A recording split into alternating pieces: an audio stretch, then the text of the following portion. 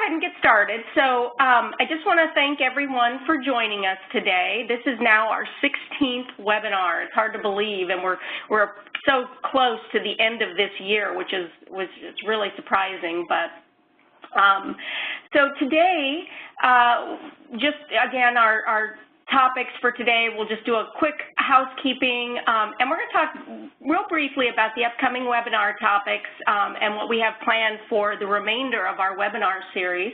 And then we will hear from our faculty expert, Dr. Karen Zulkowski, and you've all heard from Karen before, and we're very pleased to have her presenting again for us on the topic of measurement, which is really timely at this point in time when all the hospitals are involved in this project are in the process of measuring all that they're doing. So we hope that you'll find this webinar useful. And then we'll have, I think, a good amount of time for some questions and discussion, and hope you guys will use that time to ask some questions of Karen. And then we'll wrap up. And again, I just ask that folks who join the webinar, if you wouldn't mind completing the post-webinar evaluation, which will come up at the end of this as you exit, that would be great. So just, just a quick reminder. We have a little bit of background noise, so we might want to mute the line where that's coming from. But in fact, the housekeeping items here, just as a reminder, feel free when we get to the discussion section to chime in, or if you have a question even throughout the presentation, raise your hand, let us know, and we can field that question. You can also use the chat panel as always, and then do try to keep the background noise to a minimum by either muting your line or muting yourself in the WebEx system. That's very easy to do. All right, so just real quickly, I wanted to talk about our upcoming webinar schedule. So in December, we're going to be hearing from one of our participating hospitals, Roswell Park Cancer Institute. They have recently presented a poster, or had a poster accepted, on the topic of end-of-life pressure ulcers, or Kennedy ulcers, and they're going to be sharing their project with us during our December webinar. And then in January, February, and March, we're going to be turning the presentations back to the hospitals, and we really want to just, we're going to use those last 3 months to talk with the hospitals, to hear about things that you guys are doing now since you started this initiative that you feel like you're doing better now, or things that you're doing new now to help improve care for patients. And then we also want to hear a little bit more about what your plans are for your pressure ulcer prevention teams as this program comes to an end. We hope that your prevention efforts don't, and we know that they won't, but we'd like to hear a little bit more from you about what you plan to do, at the conclusion of this program. And then also any barriers or challenges that you're currently dealing with, or that you anticipate, with your future efforts.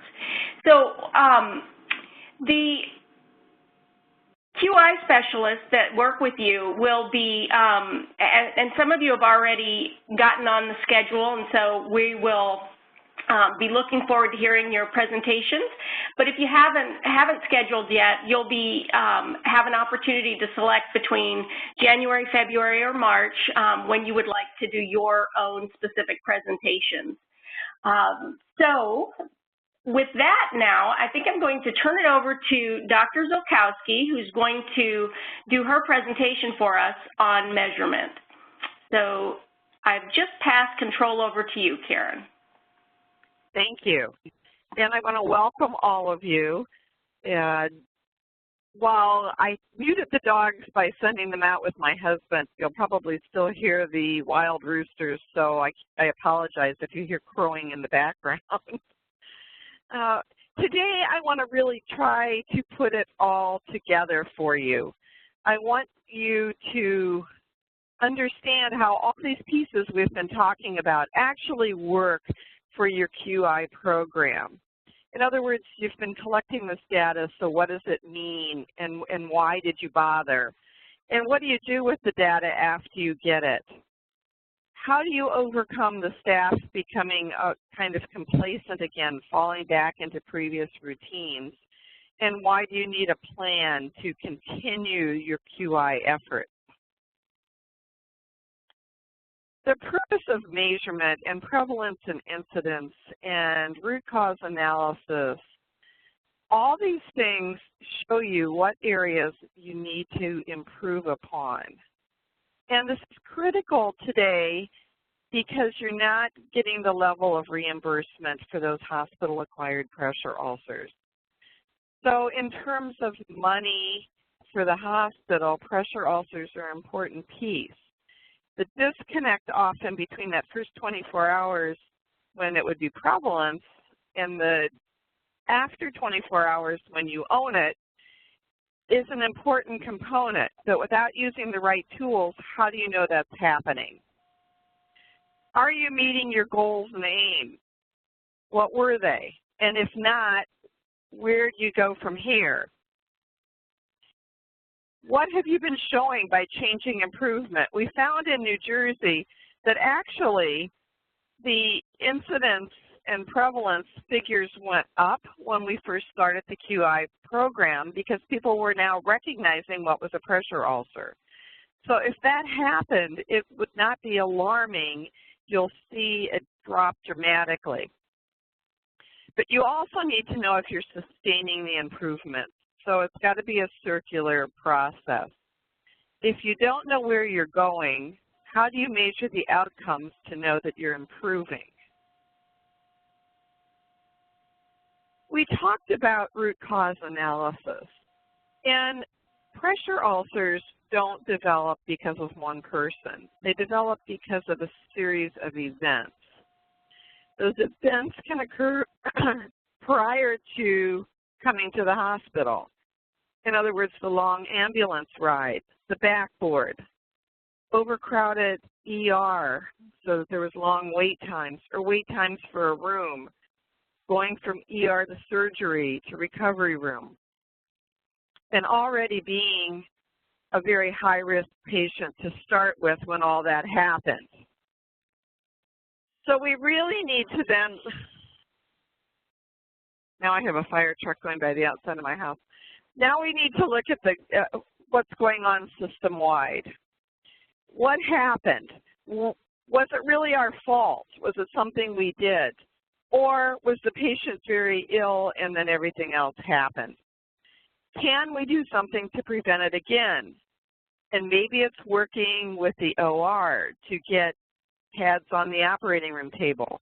Maybe it's working with the ambulance or fire department in your area to improve the transition process and maybe get some padding for high-risk patients. Maybe it's documenting what happened before the person came in so you know that they were really high risk. So it should be done for each pressure injury that develops in your facility, and it'll really help you improve care. But look at the bigger picture. It might not be your facility's fault. It might be the fact that you haven't gotten new beds in years and nobody's examined them. It might be that departments aren't working together well on transition time. So it's a very effective program, and it gives you a real system-wide look at what's going on, besides what happened on the unit itself to the individual patient.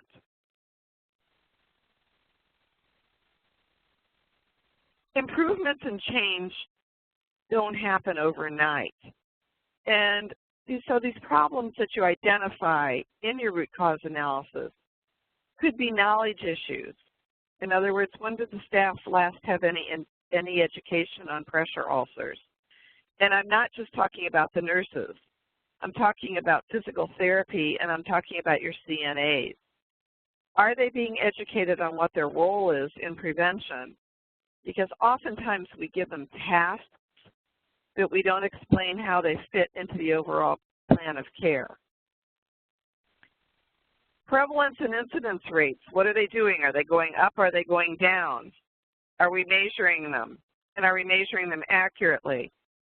With today's computer charting, this should be able to be pulled off by your IT department. Sometimes that's a big challenge by itself, getting them to actually pull the data and pull it accurately. But the next piece will be, is it actually being documented accurately, and is it being documented appropriately so these prevalence and incidence numbers are accurate? Practice. Different units have different practice needs. In other words, if I'm not keeping the patient breathing in ER or ICU, it's not going to really matter how their skin looks. But skin has to also be a priority, because lawsuits can develop from this where, oh, I wasn't notified that mom had this big wound, or I never saw her turned. So what's going on practice-wise? Do people understand? Do people understand that those auto-turn beds aren't turning the patient off their skin? Communication. Is it being done shift to shift, unit to unit? Do X-ray techs know that the patient they're getting is at high risk, so that leaving them on the X-ray table for a long time could actually be what starts skin breakdown? What's being documented, and is it being documented accurately? You want to make sure things like moisture-associated skin damage, skin tears, etc., are not being documented as a pressure ulcer, because your prevalence and or incidence is going to be much higher, but in reality, that's not what it is. And if you're not documenting it correctly, then how are you treating it correctly? So you need to really examine where you are now. What's the problem? How many pressure injuries are acquired in your facility? In other words, what's your incidence? Where are your system failures with the root cause analysis? How is your staff doing with the assessment, prevention, treatment, and documentation? Because they're documenting it doesn't mean they've documented it accurately. So the piece of going back then and actually doing random sampling, looking at the patient, looking at the documentation, and seeing if it all happened in a timely manner is important of a piece. What is your staff's knowledge of the problem? Staff nurses, well, all nurses, typically have a C level of knowledge. In New Jersey, when we did the 2-year and then additional 2-year initiative, we found people that first came, and these were home health, rehab, it was state surveyors, nursing homes, acute care. We had all facilities in New Jersey participating. People that came the first time had a C level of knowledge. And this is held true across the country and oftentimes across the world. Barbara Piper and I have a knowledge test that's free use, breaks it down into 3 categories. It's been used around the world, and we're still finding a C level of knowledge. We also examined what nurses are being taught, and there's serious deficiencies in undergraduate programs of what we're teaching nurses. So they have to get it as in-service. And so this is a critical piece. What do they know, and what are you doing, and when is the education provided? And what are the barriers to change? The barriers could be the fact that the unit's always done it this way, and we want to continue to do it this way. That's a barrier in every organization. I don't care if it's in the hospital or it's with the Coffee Farmers Association here in Hawaii. You get that all the time. We've always done it this way. Well, shake it up and try something new. It might work, it might not, but don't be complacent. Look at your prevalence. You might have a really high prevalence level because you're getting such high acuity, very ill patients to your facility. It might be that you're doing such a good job with wound care that facilities are sending you wound care patients. It's the total number with pressure ulcers divided by the number surveyed times 100. Not that hard to do. These are the people that had them on admission or have them right now when you're taking the survey. Should be easy to pull the on admission right from the medical records with the IT department. Now we're going to look at the incidence. So say today I went around to my unit and I looked at 100 patients. And I found 10 patients with a pressure ulcer. That would be basically my prevalence. Right now, I have a 10% prevalence of pressure ulcers. Of those 10 patients, I'm going to go back in and I'm going to see how many people came with the pressure ulcer, how many had it documented after they arrived. That's my incidence. So when I look at those 10 patients, I find out 2 of them developed after they came. 2 out of 100 patients. So I have a 2% incidence. That's pretty good. The idea would be to keep it at 0, and certainly that can happen, but sometimes the acuity of the patients, the extent of their injuries, the length of surgeries, etc., mean that some people are going to develop pressure ulcers in spite of what you do. That incidence is the one you are responsible for, and that's really an important piece. Now, prevalence is everyone that was admitted. And when you look at prevalence, one of the things you need to go back and say was we had these 10 patients that came in with a pressure, or 8 patients that came in with a pressure ulcer. Did we recognize and treat them, plan care for their high-risk state? In other words, did we document turning and repositioning? Were we doing their Braden scores? Did we have a nutrition consult? What all did we do that showed we were actively aware that they had a high risk of further skin breakdown? So a low incidence, regardless of your pressure injury prevalence,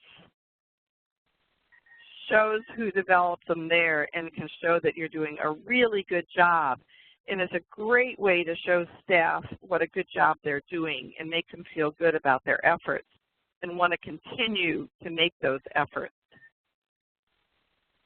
So very ill patients contribute to your overall prevalence and incidence. The time of year, now when we're getting into flu season, pneumonia, falls because there's ice and people are falling. There can be a catastrophic event like a bus accident with a whole group of senior citizens going to the casino. Those events can skew your data temporarily. And so you need to look at it, and you need to look at it by time of year, and you need to look at it over a number of years to see if there's trends. In other words, in the wintertime, are we having a higher prevalence and incidence of pressure injury in our patients? If so, what were some of the contributing factors?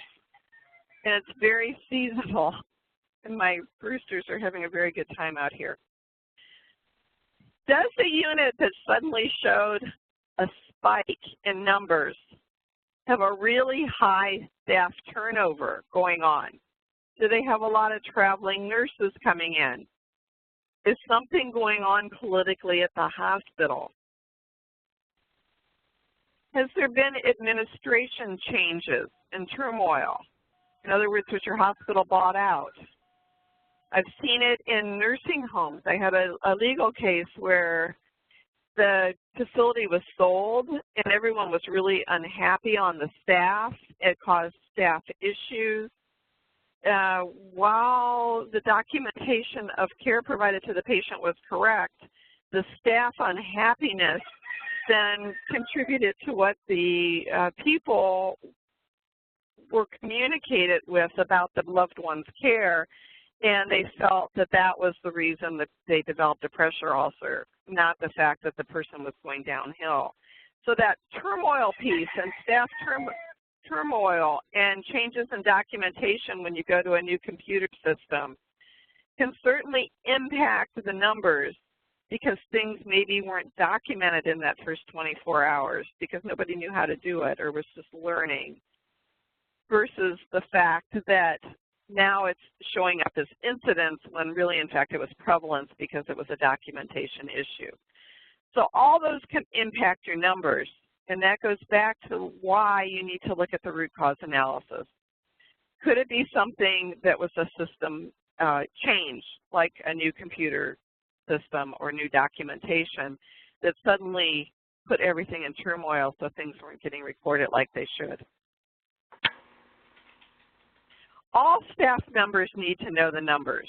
I should be able to walk up to any CNA, any nurse on any unit in your facility and say, what is your incidence of pressure ulcers? If they don't know it, they should know where it's posted or know who to ask. If they don't know how they're doing, how do they know if they're improving? How do they know how they compare to the rest of the facility? Do they have high acuity patients, and so understanding that their numbers are higher it isn't a bad thing? Do they know they're doing a really great job in med-surg to med-surg unit? They're doing better than anyone else? How do they compare? Administration needs to be aware of this, because that's where you're going to go for funding for your projects. That's also where they're going to use for some of their quality initiatives, and they should be saying, we have a dramatic reduction in our pressure ulcer incidence. We are doing a great job of care, and it's a real feather in their cap and should be being publicized. The public should also know how you're doing, and they should be able to find it either by posting it on your unit or by publicity from your administration. If the incidence numbers on a particular unit start to increase, then the staff needs to be worked with and talked to, and everyone needs to understand why this is happening. Again, going back to using the tools you've learned here. At a unit level, it can be simply through staff meetings, and it can be quarterly. Here's the quarterly numbers. There can be a place that's posted on the staff bulletin board.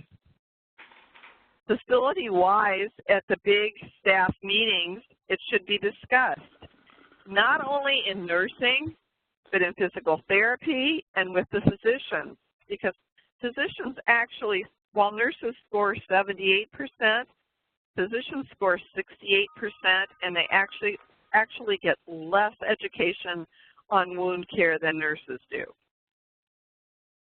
Teaching opportunities at skill days. If you have a sim lab available, there's case studies. We've made wounds on sim patients, and the ones that were interactive, we had the patient talking to them and saying, no, I don't want care, I want to make this hospice, here's why, and discussing it and learning how to talk about palliative care and treatment options. So there's all kinds of really creative things you can do with wound care in staff education days. And teaching opportunities of why you're doing the root cause analysis and what it showed system-wide. But make sure your CNAs are included in education. Focus on the areas that are really needing improvement. In other words, that first 24 hours, the documentation wasn't good. Or the later documentation we found wasn't accurate, or they weren't implementing the care plan well or planning the care well based on what the needs were of the patient. Or the Braden scales are showing it as 14 across the board with no variation, in spite of the fact you can see the patient's condition has changed. People are just copying the numbers. They're not actually thinking it through as to why it's important. It becomes a task rather than a care planning tool. So it's not just an individual issue, but it's both a unit and a facility-wide issue. You've also then got to look at each unit and look at a comprehensive skin assessment performance. In other words, periodically, take a sampling of charts and look at this documentation. How was the skin assessment done? Was it done completely? Was it done in a timely manner?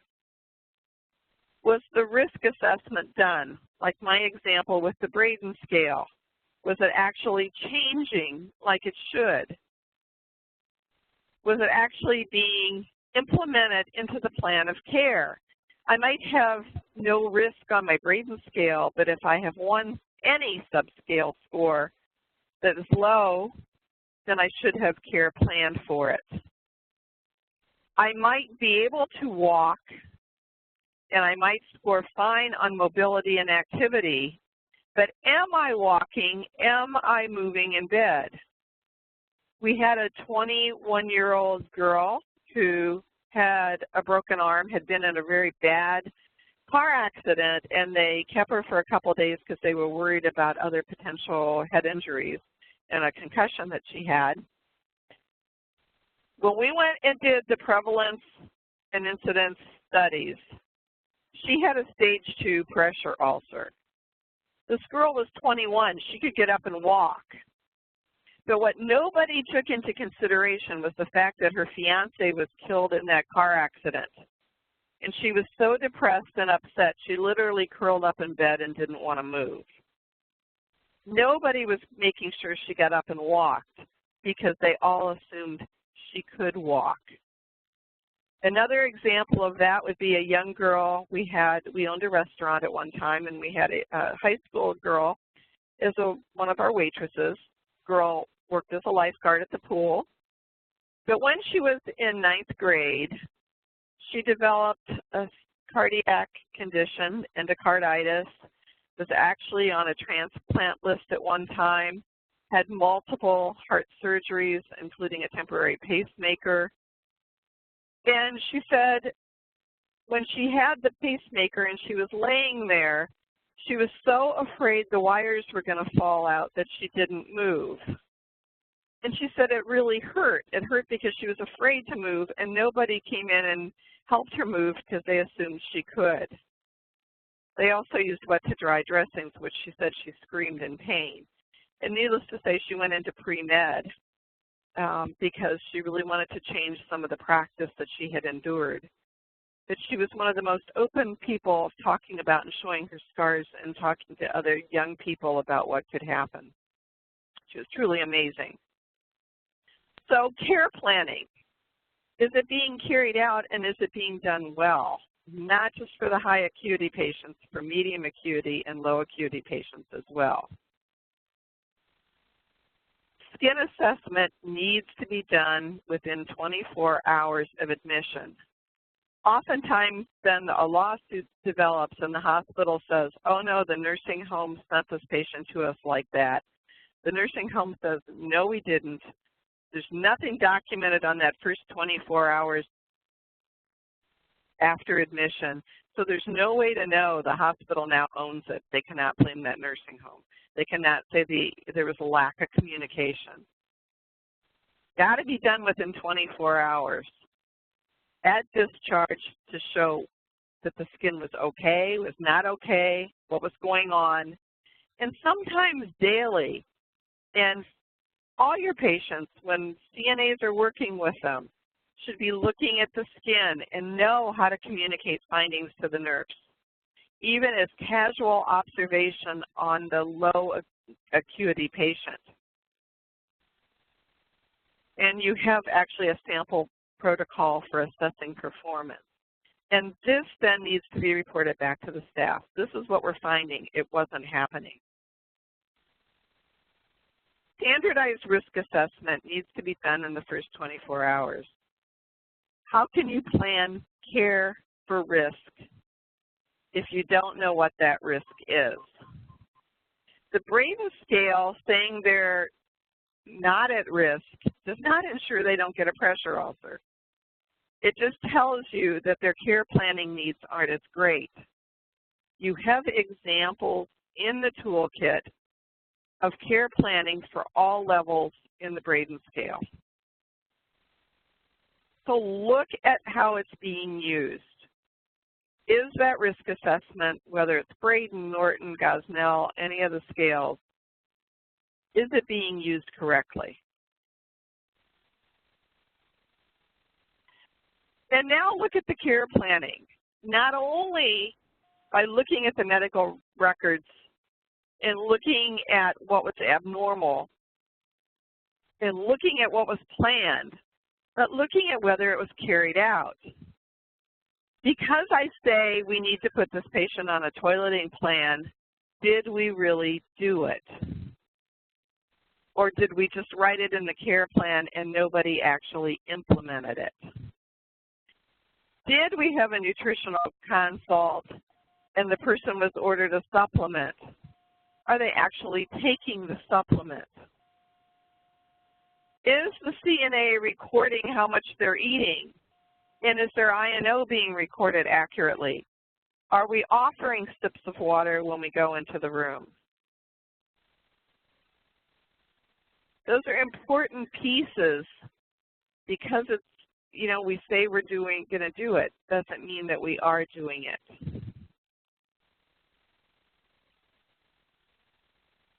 And then chart it out. This is an example. In other words, before and after an intervention, we're doing more charting. Before or after the intervention, our rates are coming down.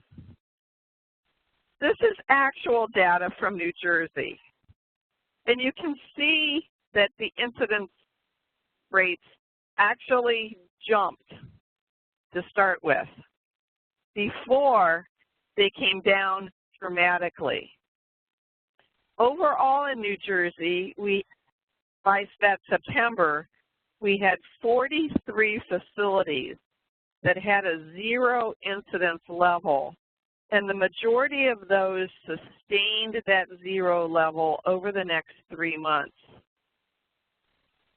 That was truly amazing. We found, talking about the reasons the incidence was going up, because we were now recognizing things, because we were now doing better assessments, because we were now getting in there earlier, that it made a big difference and people started to become aware and they really started to do the quality improvement things we wanted. We also found by giving the nurses the knowledge, by the third time we had and these were 3 times a year. So over that first year, we could take the nurses from a C level to an A level compared to, comparable to a wound care specialist. We never taught to the test. We never gave the answers to the test. The webinar or the day-long presentations were about a variety of topics, but never about specific knowledge. So it might have been infection, it might have been getting the community to work together, communication, it might have been the Braden scale, but it was never about the test itself. And that's what made these tremendous differences. Once we empowered the nurses and the staff to actually take charge of this, it made a tremendous difference. So it ended up decreasing incidence of pressure ulcers between 70 and 90% across the state of New Jersey. And New Jersey was the first state to fine for pressure ulcers. And that was the impetus for this initiative. So we really want to change for the better. We want to look at those RCA results and decide what you want to change and where you want to change it. We need to look at the unit and allow people to feel empowered to make the changes, to own those numbers, and to want to improve or continue to sustain improvement in those numbers. The hardest part of any QI project is sustaining the change. Everyone jumps on board to start with. They try new things like once a week or once every so many days. You have to make sure that every patient's skin's reported on. You have to do some rounding between shifts to look at some skin or to talk about care planning. But sustaining that when a new initiative comes along and you say, oh, now we're going to work on falls, or now we're going to work on hand washing, or whatever we're working on, sustaining the old initiative is often very difficult to do. So keeping that enthusiasm by keeping everything in the forefront doesn't mean every single day you have to hammer it into their heads, but you do have to make sure that you're talking about it and it's being talked about at a unit, at a facility level. You need to establish priorities and timeline. Keep your goals realistic. In other words, what do you want to accomplish by when? You don't have to make all the changes in the first month. In 6 months, we want to really focus on that first 24-hour documentation. As we focus on that, now we want to start looking at whether the care planning was adequate for it. Our 12-month goal is to have all that done and to know that the care planning was being actually carried out. So look at it over a long term and gradually implement these things and get everyone on board to understanding why they're so important.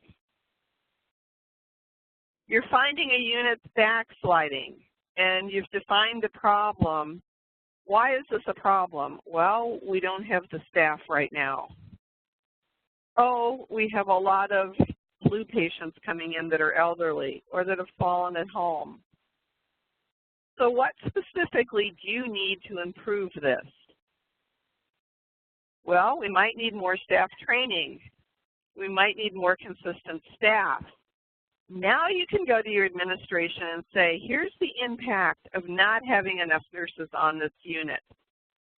We're backsliding. We're having a higher incidence of pressure injury in our facility. This is what we need, and this is how we need to improve it. What is the staff attitude toward the issue? You know each unit in your hospital has a culture. Is there one person who's exceedingly negative? It's not my rooster, obviously. He's on board. Does that one person then influence the staff? Oh, we don't need to do anything. We're doing a good job. Oh, that's stupid. We don't need to try that. You'll find oftentimes there's one person who can really make a big difference, a big impact. If you have someone who's really champion for the idea of change, of making these improvements, how do you sustain that? What do you have resource-wise for that person? Can you get them some additional training? What's your plan of succession if that person leaves? How are you going to identify another skin champion on that unit? Who's going to do it? So you need to always be planning for that as well.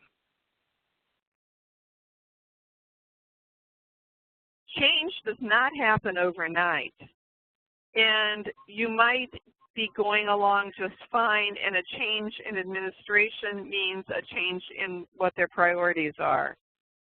But that doesn't mean you can't sustain what you're doing on a unit level, and it doesn't mean you can't then begin to educate administration on what you're doing and why it's so important.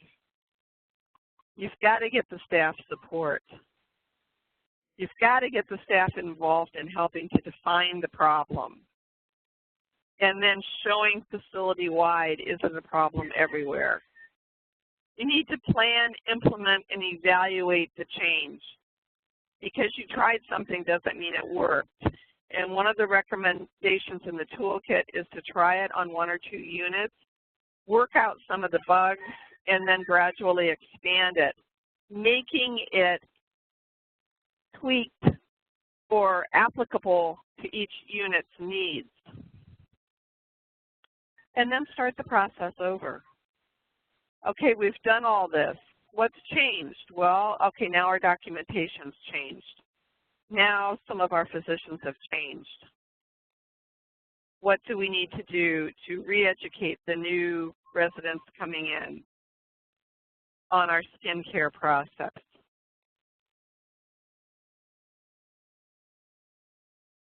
For example, in Denver, the nurses in the ICU looked at the head trauma patients and went to Craig Rehab and worked with Craig on what they were doing, that they had such a low incidence of pressure injury.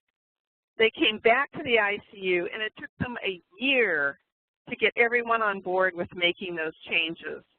They dropped the incidence dramatically from about 90% down to under 5%, which meant they got the hospitals or the patients out of the hospital faster. They could show this then to everyone and say, this is working, and here's why it's working. But it was because the nurses got support to want to make that change and implement that change, and they made that big of a difference. So listen to the ideas on each unit, and sometimes things need to be different because of the unit needs themselves. But look at the big picture and use all your tools, integrate them together to really plan the change, to really sustain the change, and to really show the staff how good they're doing with the change, because that feedback loop is critical.